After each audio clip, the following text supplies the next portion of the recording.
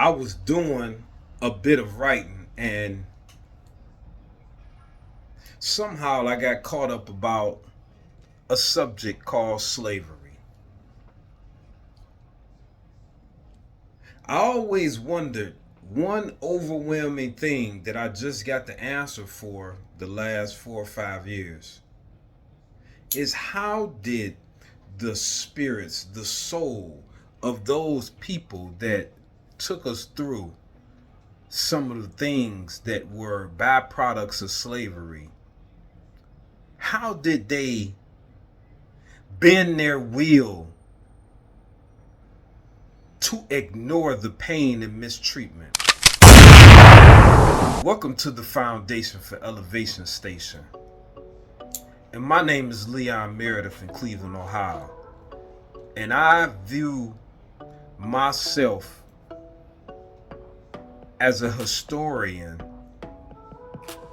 from a different angle. I may consider a superior angle because I refuse to, incorporate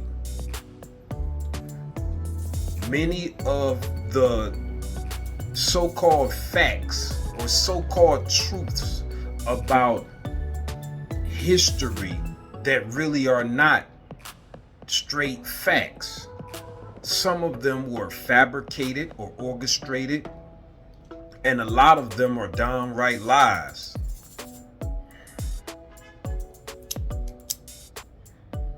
It took a heartless person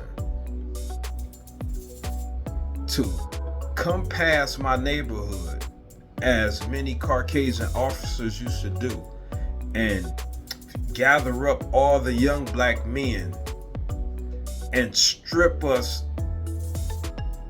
down to see if we had drugs stashed in our underwear, in our butt cracks.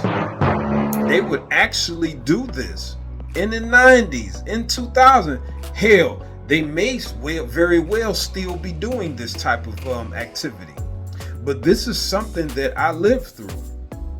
How could your job become so important to you that you're willing to disrobe another human being in his own community and ignore the pain of them and their families and communities? I used to wonder until a certain process went through my community to harden the souls of my community. Now I understand. It's kind of like abortion. Once you make it commonplace to administer abortions, to have abortions, what happens to the soul of the people that are agreeing to do the abortion and to be aborted the beautiful life that's within you? Something happens to the soul of the people that are in connection with this thing we call abortion. The hardening of the spirit is not talked about as we want to fight for female reproductive rights, blah blah blah. No disrespect. And her soul. What else does it make capable of this lady? Is she able to genuinely, really love again? Like genuinely, like the storybook love, as I think like a lot of men do. I think it's far and above lust. I have a lot of great male friends that are fathers that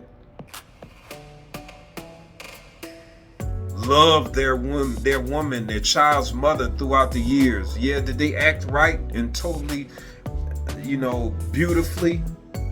No, but I know that they loved them, and when I was around my friends, I supported the love that they had for their family.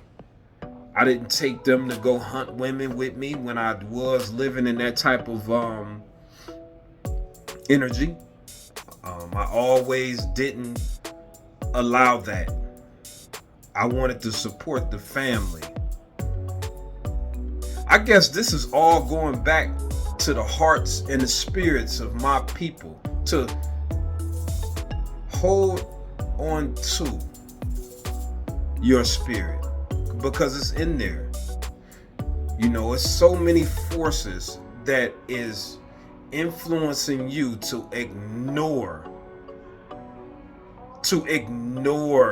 the pain or the struggles of people you may love, to not even have eye contact with the people, to only come and try to get money out the situation, to see what resources you can extract from someone you know that's a hell of a person.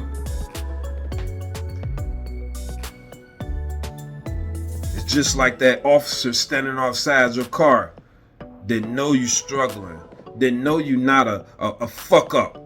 You don't smell like weed, you're not drunk, your bills may be due, and you like, man, I'm trying, especially as a man, we have so many obligations. Like, and I'm thankful because I had several Caucasian officers pull me over. It was like, man, go ahead, man, tell your dudes, tell everybody it is some good white cops. Like, I couldn't believe it. I mean, I really had it. One time I had weed. It was smoke pouring out all of my car. I think it was like 99. I had 1999. And he really did let me go and told me, like, man, damn, you high in there. He was like, man, go ahead, man, tell your peoples it is some good white officers. And I really appreciated that. I think that the love has to be expressed more in our communities. And I mean just from the verbals, like people, the words that you use. Let's start here. The words that you use, the comments that you make about other people should be monitored more diligently. We should not participate in conversations that partake upon negativity. When we hear it, check them like they talking about your mama. You know how we do. You talking about my mama, you check it immediately. Hell, man, you check yourself. I think we should do that with negative comments, with negative talk. It has become so commonplace for us to act in such a lower vibrational state that it seems normal. Well, this has to stop. And you know, everyone that knows me, I don't allow it around me. It's been that way my whole life. Am I saying I'm perfect?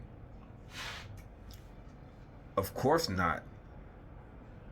Perfect in the way that you're trying to make it fictional. But I strive and do every day to conduct myself perfectly.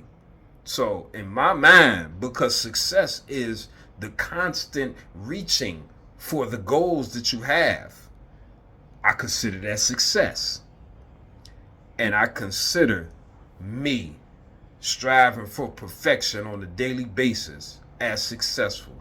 So I think we should all shoot for a higher level of perfection in our day-to-day activities, in our day-to-day vibrations, in our day-to-day, messing with the cell phone, the stuff that, allows us to laugh. And I know it is very difficult to find other things that tickle your fancy. I know it ain't easy. Ain't no doubt. But hey, sometimes sacrifices is made to build kingdoms. I want to say I love you, and peace out from the foundation, from elevation. Peace.